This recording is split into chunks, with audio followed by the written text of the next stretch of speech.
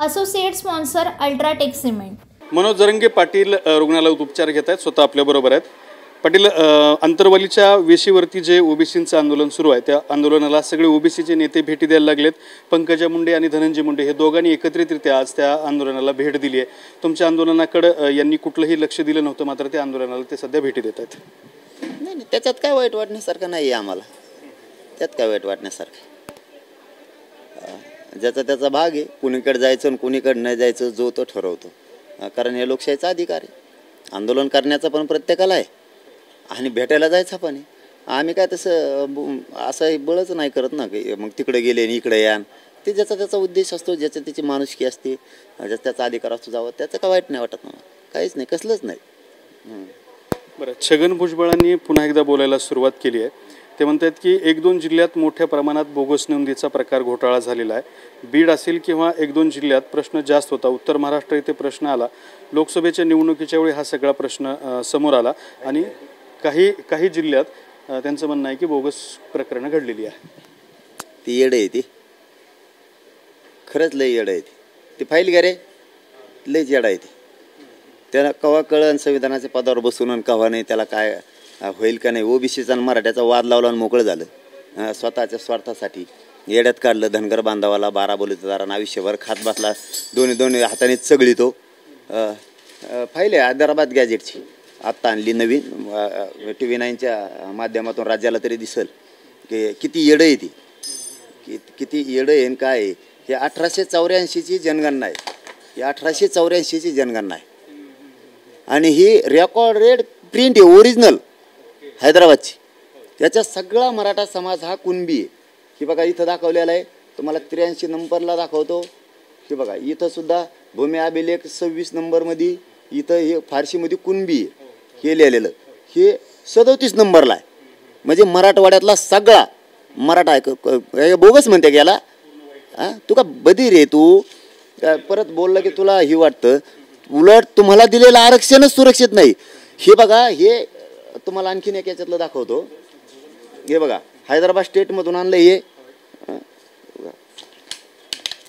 हैदराबाद स्टेटचं हे आत्ता आलं आहे 1-1.5 घंट्यापूर्वी. नशिबानं तुम्ही आलात इथं औरंगाबाद, परभणी, नांदेड 5 जिल्हे दाखवलेत त्यांनी. याच्यात ओरिजिनल प्रिंट आहे. मी एकच महत्त्वाचे दाखवतो, मला जास्तीचा वेळ लागेल आता थोडासा. पण हे त्याच्या पुढे जाणं लय गरजेचं. ते उघडा पडणं धनगर बांधवासमोर, ओबीसी बांधवा. हां, हे उर्दू, मराठी, तेलंगणामधलाचा विषय तो.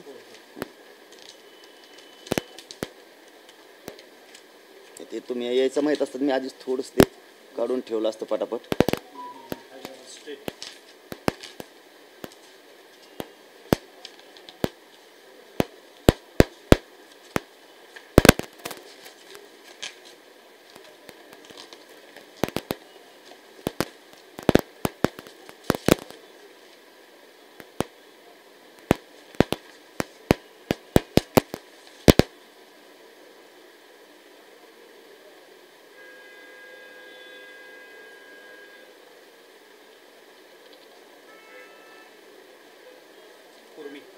कुर्मी म्हणजे कुणबी देशातला.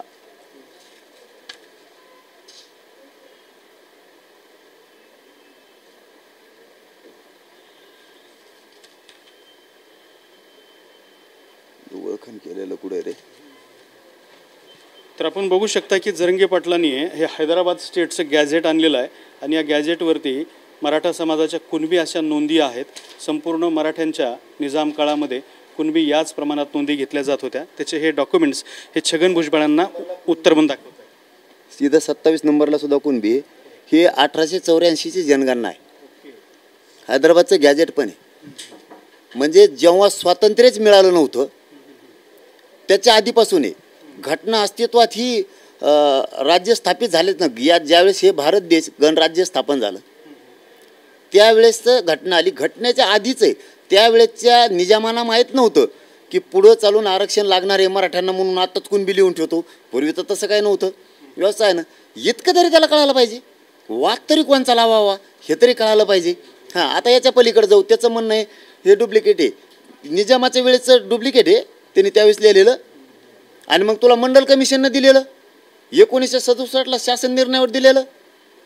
तुमचा तर कोणताच सर्वे नाही, मग तुमचं तर मंडल कमिशनच बाद होऊ शकतो मग. पण आम्ही इतक्या नीच विचारायचे नाही आहेत की गोरगरिबांच्या ओबीसींचं वाटोळं करायचं, ते आम्ही नाही करत. आमचं ओरिजिनल असून देत नाहीत. उदाहरणार्थ तुम्ही तिथं बसलात आणि तुम्ही म्हणताय की हे आरक्षणच नाही आहे. अरे बाबा, धड धड 7/12 आहे. तुमच्या गावात आमची 5 एकर जमिनी, तुम्ही काय म्हणताय आमचे घरं उद्ध्वस्त करता का, आमच्या आरक्षणात येता का, असं बोलताय ना. म्हणजे आम्ही आरक्षणात आल्यामुळं मराठी तुम्ही उद्ध्वस्त होणार आहेत असं तुमचं म्हणणं आहे. पण तुमच्या गावात आमची 5 एकर जमिनीचा 7/12 आहे. ती जमीन तू खातोय, म्हणजे तोही तू खातो आणि आमची तू खातो. म्हणजे आमची 5 एकर दी ही 7/12 आहे असं म्हणतो. तू म्हणतो आमचं घर उद्ध्वस्त होणार, म्हणजे तू आमचं हो तू उद्ध्वस्त होणार आणि आमचं हो लागून ती काडीपुरी. म्हणजे ही आमचा 7/12 नाही का गॅजेट, हे आमचा आधार नाही आहे का. याच्या पलीकडे सांगतो की बाबा हो, धनगर बांधवांना मी विनंती करून सांगतोय, NT व्हिजेंटीच्या आरक्षणाला मराठ्यामुळं धक्का लागतच नाही. 19% आरक्षणाचा विषय चालू आहे आणि त्याचा जीव ते यावल्याचा याच्यासाठी चाललाय की तुमच्या आमच्यात तो झुंज लावायला लागलाय. देव जरी आला ना तरी NT व्हिजेंटीच्या आरक्षणाला तुम्ही ओबीसीत जरी असला तरी धक्का लागत नाही तुम्हाला. मग तुम्ही कशासाठी आमच्या विरोधात आंदोलनात आलाय धनगर बांधव, त्याचं सरळ करा. TV9च्या माध्यमातून मी सांगतो, सरळ करा.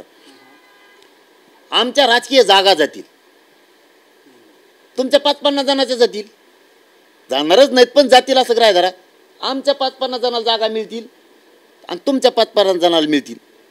मराठ्याच्या 5-50 जणाला, तुमच्या 5-50 जणाला मिळतील. धनगरांच्या तुमच्या 5-50 जणांमुळं आणि आमच्या 5-50 जणांमुळं करोडो धनगरांच्या गोरगरिबांचा वाटोळा करायचा का आपल्याला, करोडो मराठ्यांचा गोरगरिबाचा वाटोळा करायचा काय आपला राजकीय स्वार्थ साधण्यासाठी.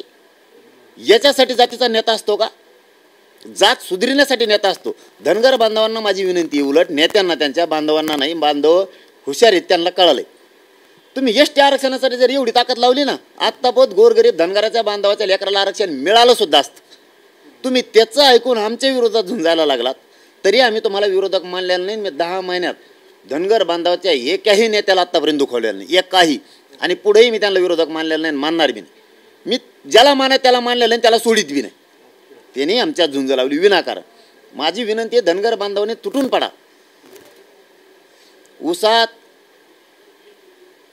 ऊस तोडायला जातात आपले लोक, चिखलात येत, दऱ्यात येत, खोऱ्यात येत, मेंढ्या घेऊन जातात. त्यांच्या पायात चिखल इतकाले घुसलेत, काटे घुसलेत मोठमोठाले. त्यांच्या वेदना जाणून घ्या, त्यांच्या डोक्यावर आरक्षणाचं मायेचं छत्र धरा. त्यांना STतलं आरक्षण द्या, करोडो लेकरं मोठे होते. तुम्ही 5-50 जण नेते मोठं व्हायसाठी ओबीसी आरक्षणाला विरोध करायला लागलात आणि गोरगरिबाच्या धनगर बांधवाच्या करोड लोकांच्या हक्काचं STतलं आरक्षण घालवायला लागला.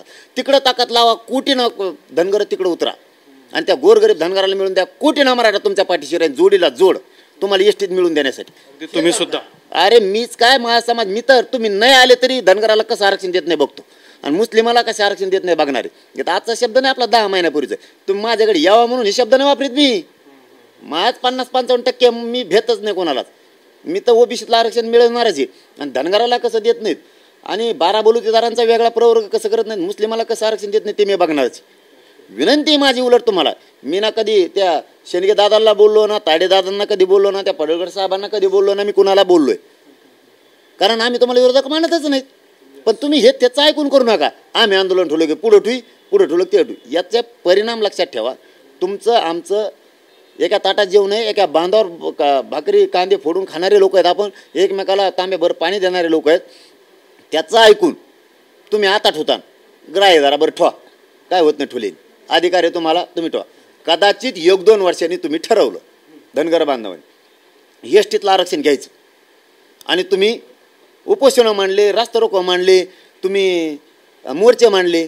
मग तुम्ही एकदा समजा बारामतीला ठेवला 1-2 वर्षानं धनगराला STत आरक्षण मिळावं, किंवा माड्याला ठेवला, किंवा सांगलीत ठेवला, किंवा नागपूरला ठेवला तुम्ही उपोषणाचा कार्यक्रम मोठा धनगर बांधव STतून आरक्षण. त्या टायमात जर आम्ही इकडून मराठी उठलो होतो तुमच्या पुढून ठेवलं, अजिबात STत आरक्षण नाही मिळालं पाहिजे धनगराला, किती वाईट वाटत रे तुम्हाला.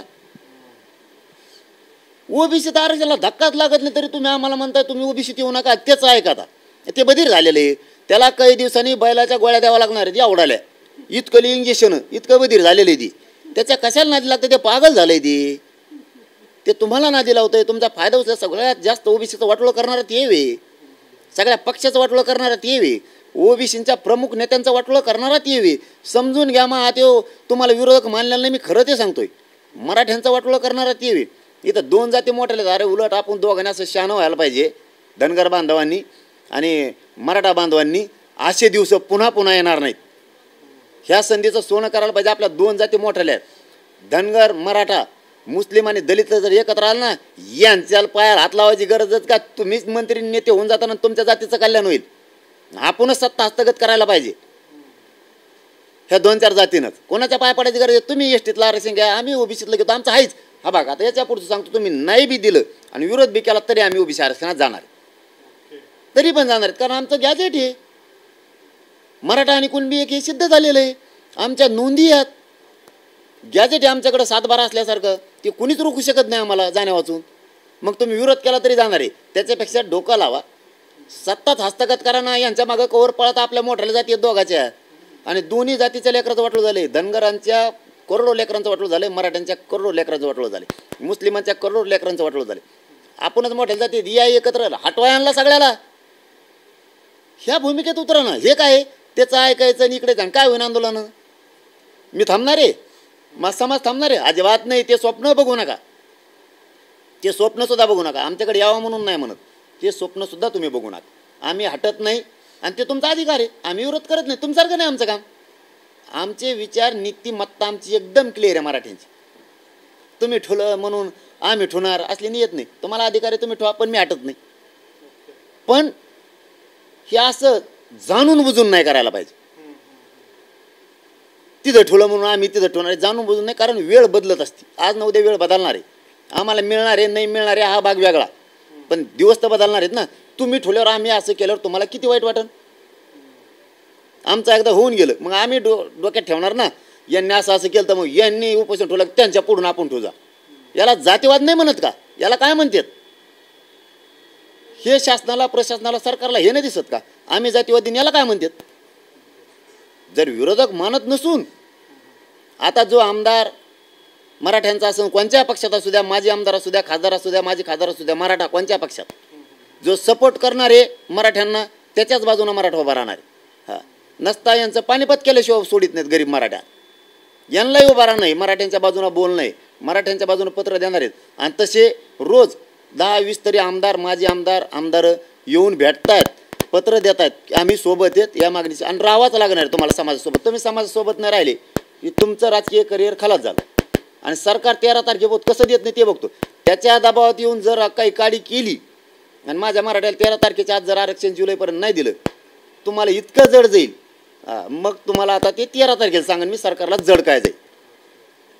बरं, भुजबळ पुढं एक मुद्दा त्यांनी मांडलात की मराठा समाजाला ओबीसीतून आरक्षण देता येणार नाही असं 4 आयोगांनी सांगितलेलं, असं ते दाखला देतात. आणि म्हणतात की सुप्रीम कोर्टानेही हे सांगितलेलं आहे आरक्षण देता येत नाही, तरीही तुमचा हा दावा आहे. ते येडच, त्याला राष्ट्रपतीच करायला पाहिजे.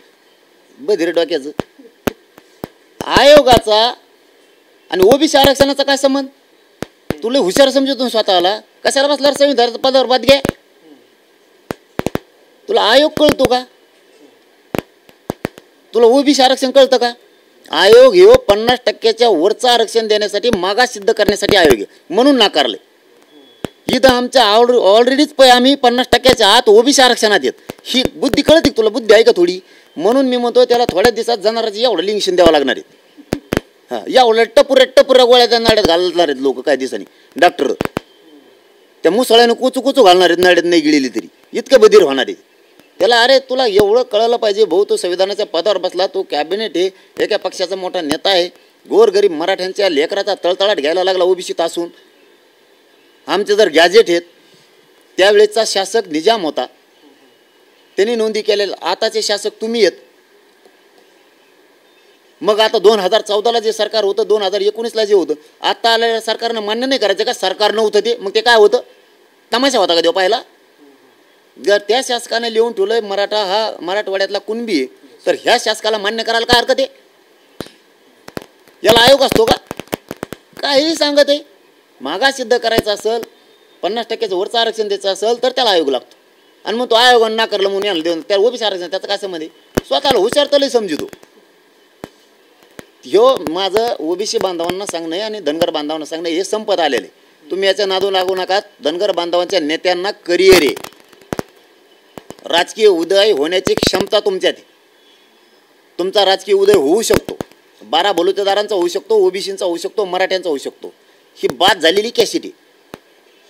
तुम्ही तुमचं करिअर याच्या नादाला लागून बर्बाद करून घेऊ नका, कारण तुमच्या आरक्षणाला धक्का लागत नाही. आम्ही ओबीसीत आलो तरीही, कारण तुमचा वेगळा प्रवर्ग एनटीचा आणि व्हीजेएनटीचा. मग तुम्ही त्याची री का वाढताय आणि मराठ्यांचा राग नाही म्हणत नाराजी का पत्करताय उगाच उगा कामाधामाची? एक संघ सगळे तुमचं एसटीतलं आरक्षण मिळेल. त्याच्यासाठी जर ताकद वापरली ना, आता बघ धनगरांच्या करोडो पोरांना आरक्षण मिळालं असतं. आमच्या इकडे जेवढी ताकद वापरली तेवढी. आम्हाला किती वापरली तरी मी हटत नाही दादा. हो हां, आम्ही एकटेच 50-55% आम्ही कसं सरकार देत नाही बघू. आमचं भांडण तुमच्याशी नाही, सरकारचे बघतो सरकार कसं देत नाही.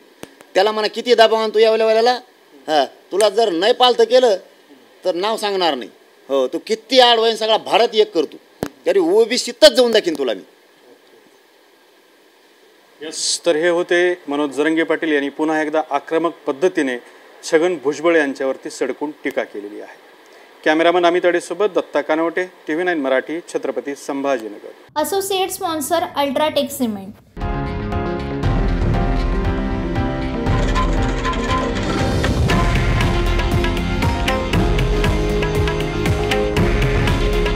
हे आहे देशातील नंबर 1 न्यूज नेटवर्क आणि आपण पाहत आहात TV9 मराठी.